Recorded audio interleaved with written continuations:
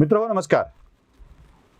आजच्या सामनामध्ये एक महत्त्वपूर्ण बातमी वाचली, अर्थात ती ऑनलाईन वाचली. सामना असा प्रत्यक्षात येत नाही आणि कुठे मिळतो तेही कळत नाही, म्हणून ऑनलाईन वाचावं लागतं.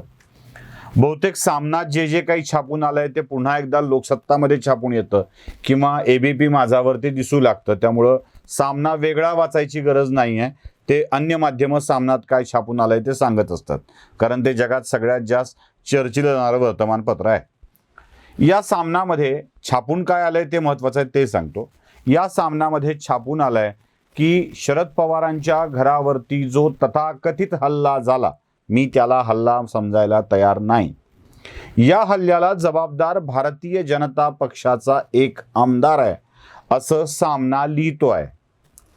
ज्या अर्थी हे सामना लिहितो आहे त्या अर्थी सामनाकडं याबाबतची पक्की माहिती असणार आहे. मुंबई पोलिसांना आमची विनंती आहे की आपण सामनाच्या संपादक रश्मी ठाकरे, कार्यकारी संपादक यांची चौकशी करावी, यांना बोलावून घ्यावं आणि या गुन्ह्यासंबंधीची योग्य ती माहिती त्यांच्याकडून घ्यावी, म्हणजे जरा जास्त सोयीचं होईल. या सगळ्यामध्ये कट असेल, कारस्थान शिजत असेल आणि ते सामनाला माहीत असेल तर राज्याच्या गृहमंत्र्याला आणि मुंबई पोलिसांना ते समजलं कसं नाही याबाबत आश्चर्य आहे. एरवी स्वतःहून किंवा गृहमंत्र्यासोबत जाऊन मुंबईचे सहपोलीस आयुक्त किंवा पोलीस आयुक्त शरद पवारांना ब्रीफ करायला जात असतात. एवढी काळजी असलेल्या नेत्यांच्या बाबत एवढी बेपर्वाई कशी झाली, हाही प्रश्न या निमित्ताने उपस्थित होतो. मुळात शरद पवारांच्या घरी जेव्हा जमाव पोहोचत होता तेव्हा तिथे कॅमेरे देखील होते. अनेक वृत्तवाहिन्यांवर आपण लाईव्ह टेलिकास्ट बघितलाय. म्हणजे लोक येत आहेत, तो गार्ड, काळ्या कपड्यातला गार्ड दार बंद करतोय, तर लोक ढकलून आत जात आहेत. तिथे एक मुलगी आहे, हे सगळे आत घुसले, चप्पल फेकतायत. या सगळ्या घटना आपण बघितलेल्या आहेत. आता या सगळ्या घटनांमध्ये मीडियाच्या पर्यंत लाईव्ह टेलिकास्ट करण्याची क्षमता असू शकते किंवा ते करू शकतात. त्यावेळी हाच मीडिया हीच घटना मुंबई पोलिसांना कळवत नाही का, असा साधा प्रश्न निर्माण होतो. मुळात हा हल्ला होता का, हाच माझा मोठा प्रश्न आहे.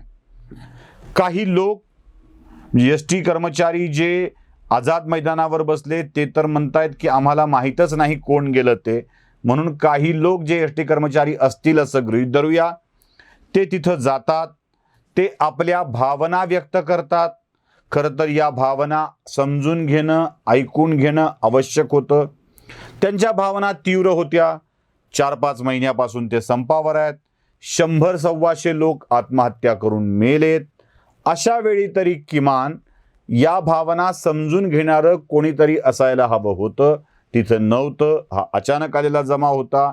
पण किमान पक्षी मीडियाला कळलं तसं पोलिसांना देखील कळलं नाही का, हा प्रश्न आहे. त्यामुळे याला मी हल्ला म्हणायला तयार नाही आहे.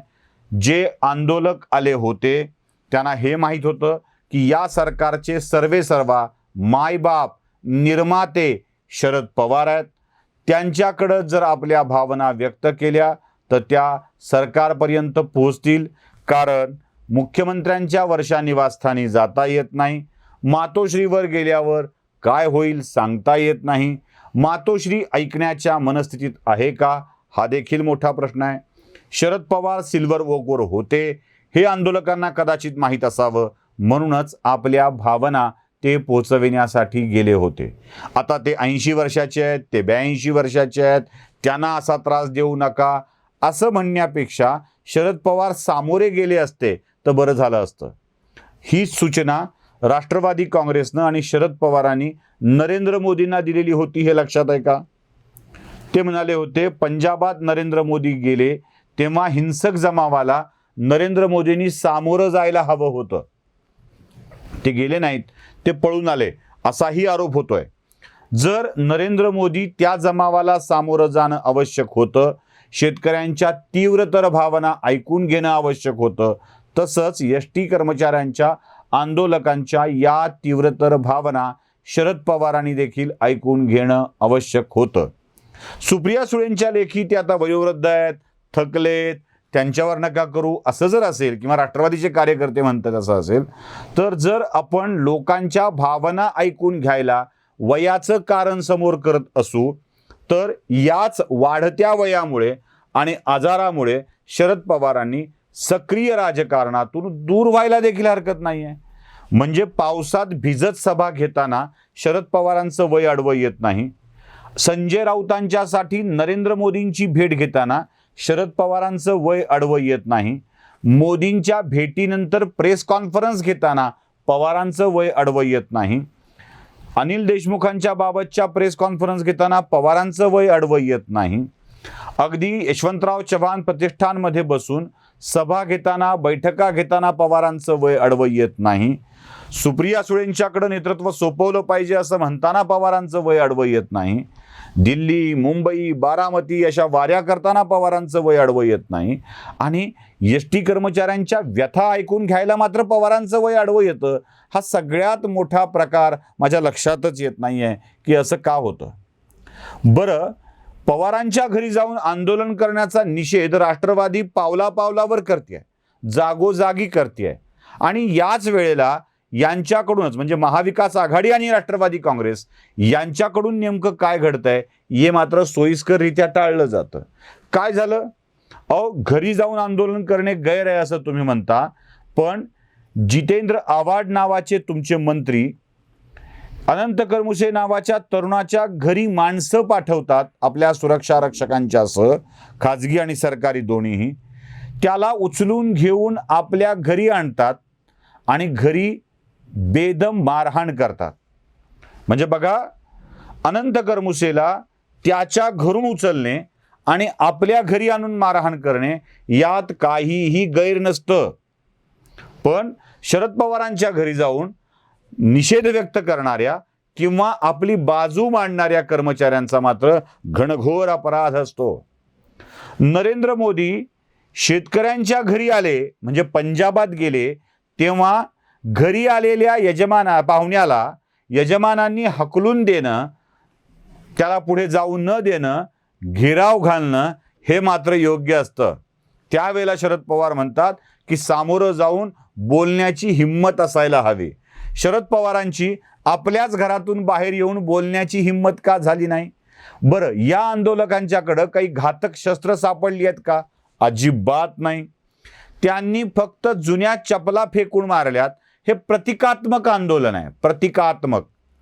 निषेध करण्यासाठी किंवा या सरकारचे प्रमुख म्हणून तुम्ही निर्णय घेऊ शकला नाहीत याचा निषेध करण्यासाठी चपला फेकल्या असतील. मी या चपला फेकण्याचा देखील विरोध करत नाही, कारण अशी आंदोलनं कितीतरी वेळेला प्रत्येक राजकीय नेत्यावर झालेली आहेत. अगदी संजय राऊतांनी सुद्धा तुमच्या घरात घुसू असा शब्द वापरलेला आहे.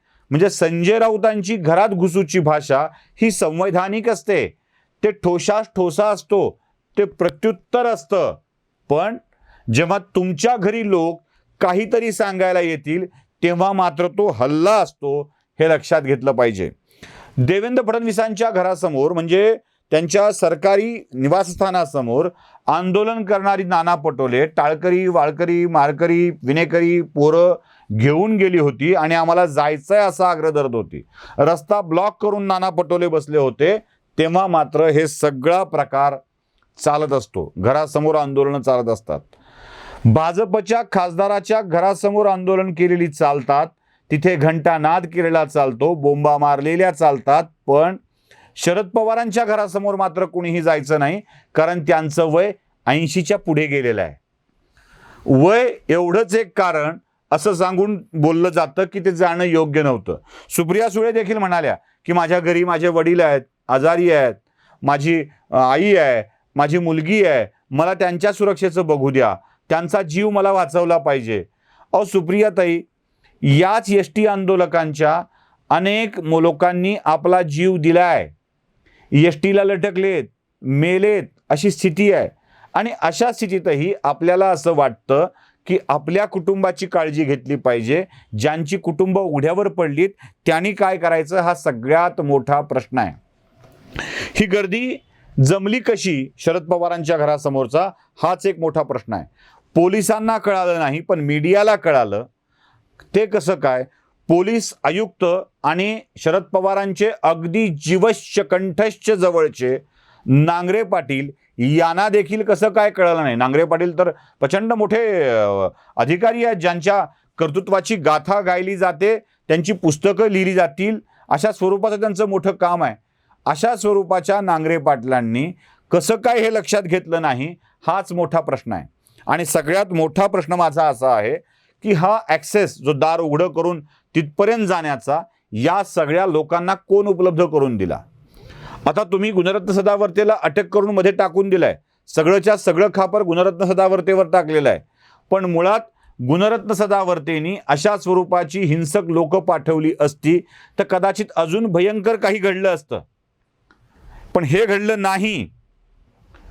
गुणरत्न सदावर्ते या सहभागी आहेत का, यावरचा मोठा प्रश्न आहे. हिंसक काहीही घडलेलं नाही आहे, फक्त चप्पल फेकून मारलेली आहे, फक्त प्रतिकात्मक निषेधाच्या स्वरूपाची ही चप्पल फेकून मारलेली आहे. मी याला हल्ला समजत नाही.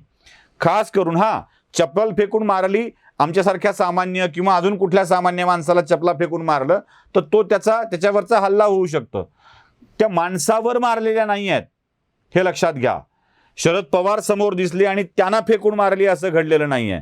सिल्वर ओक हे निवासस्थान, ते त्याचं गेट इथपर्यंत लोक होती आणि गेटच्या आत त्या चपला फेकलेल्या आहेत. शरद पवारांच्या वरती चपला फेकलेल्या नाही आहेत. म्हणजे दिल्लीत जे घडलं होतं ना पवारांच्या सोबत, एका पंजाबी व्यक्तीने त्यांच्यावरती हल्ला करून त्यांना मारलं होतं, तसं काही घडलेलं नाही आहे. हा थेट हल्ला नाही आहे. त्यामुळं उगाच राष्ट्रवादी काँग्रेस हा हल्ला म्हणत याविषयी सहानुभूती निर्माण करण्याचा प्रयत्न करताय. आता हा सगळा हेतू सहानुभूती निर्माण करण्याचा होता का, आणि सहानुभूती मिळवायची असेल तर ती कशासाठी, आणि मग हा हल्ला नेमका केला कोण, अशी अनेक प्रश्न उपस्थित होतात. त्यामुळं याच्या मागे लागू, या आंदोलनाचा उपयोग करून किंवा या चप्पल फेकीचा उपयोग करून आपल्या सगळ्या भूमिका साधून घेणे, असा काहीसा प्रकार राष्ट्रवादी काँग्रेसकडून होतो आहे का, हाच प्रश्न आमच्या मनात आहे. मुळात ही चप्पल फेक म्हणजे शरद पवारांवरचा हल्ला नव्हे, हे देखील लक्षात घेणं आवश्यक आहे. नमस्कार.